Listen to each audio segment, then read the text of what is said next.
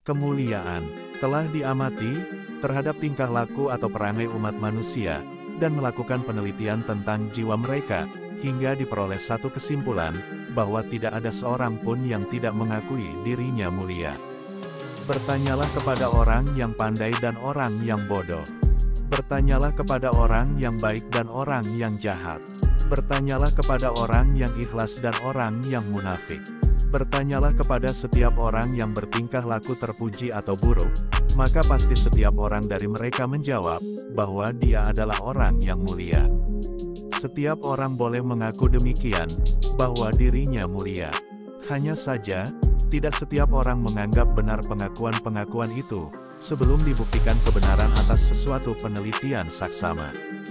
Jika tidak, maka menjadi kacau atau tidak jelas persoalan yang sebenarnya. Banyak orang mengira, bahwa kemuliaan itu, terletak pada kekayaan yang dimiliki seseorang, dengan kadar sedikit atau banyaknya harta yang ada. Dia bersikap besar diri, membanggakan diri dan cenderung congkak, meremehkan orang-orang lemah dan tidak menghargai orang-orang miskin. Anehnya, orang yang mulia palsu, bisa mendapatkan pendukung-pendukung setia. Di antaranya ada yang menjunjung kedudukan, ada pula yang secara hina tunduk dan sujud di bawah kakinya.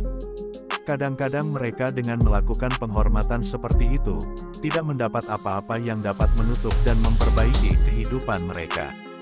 Perbuatan yang mereka lakukan itu, hanyalah karena kemunafikan dan kehinaan. Hal itu hanyalah akibat kesalahan atau kerusakan dalam mendidik mereka, di samping disebabkan penyakit kebobrokan di dalam akhlak mereka.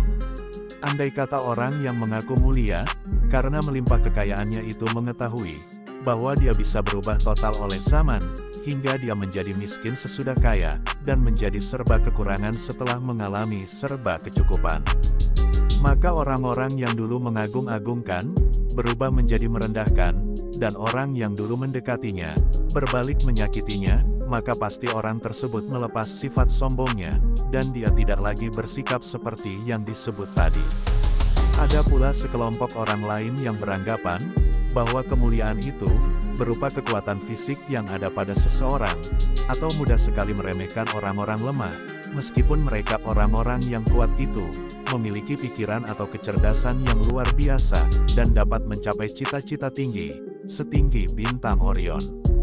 Andai kata orang yang beranggapan seperti itu mengetahui atau sadar, bahwa harimau lebih berani, dan lebih kuat darinya, unta itu lebih kuat dan kokoh badan serta tulang-tulangnya, lebih besar tubuhnya dan lebih angker daripada dirinya, maka pasti orang tersebut menarik anggapannya, dengan merasa rendah diri dan tidak mengunggul-unggulkan diri dengan kekuatannya. Sekelompok orang lain menduga, bahwa kemuliaan itu terletak pada kesehatan seseorang di saat umat sedang sakit, kemapanan hidupnya di saat umat menderita, kekuatannya di saat umat lemah, kemajuannya di saat umat mengalami kemunduran, kemuliaannya di saat umat hina, dan terletak pada keagungan seseorang pada waktu umat dalam keadaan terhina. Andai kata sekelompok orang yang anggapannya, tentang kemuliaan seperti itu mau berpikir sedikit, pasti mereka mengetahui atau sadar, bahwa anggapan seperti itu adalah salah, keliru, dan merasa bahwa diri mereka tetap tertipu oleh nafsu dan setan. Orang yang mulia adalah orang yang mulia sebab kemuliaan umat, dia hidup enak sebab kemakmuran hidup umat. Apabila umat terhina, maka dia menjadi hina, dan jika umat hancur, maka dia juga hancur. Kemuliaan yang sejati, dan keagungan yang pasti, itu hanya milik orang yang benar-benar sempurna dan perkasa, bersih jiwanya, beriman cukup, dan memberi semangat dukungan kepada orang-orang yang menyerukan giat mencari ilmu. Barang siapa yang dapat melakukan hal tersebut, berarti dia termasuk orang yang baik hatinya, dan baik akhlaknya dalam pandangan orang banyak atau masyarakat.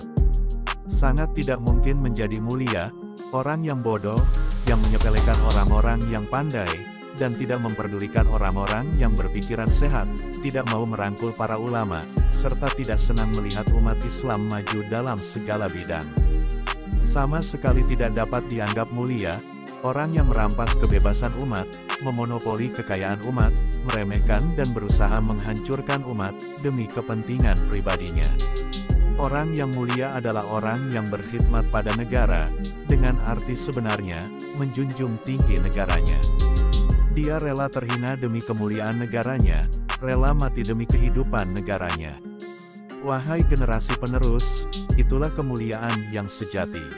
Berpegang teguhlah dengan sifat kemuliaan yang sejati itu, sebab itulah tali penghubung yang kuat, antara kalian semua dengan Allah. Berlindunglah di dalam benteng yang berupa perangai yang mulia, sebab hal itu merupakan benteng Allah yang kokoh. Sesungguhnya negara telah memanggil kalian semua untuk berkhidmat padanya, agar menjadi baik. Oleh karena itu, penuhilah panggilan itu. Dan sesungguhnya, umat telah mengulurkan tangan mereka untuk meminta bantuan kepadamu, maka bantulah mereka dengan apa saja yang menyebabkan mereka bangkit, dan bantulah mereka dengan kekuatan yang ada padamu, pasti engkau bisa hidup baik, dan dapat menggapai tingkat yang tinggi.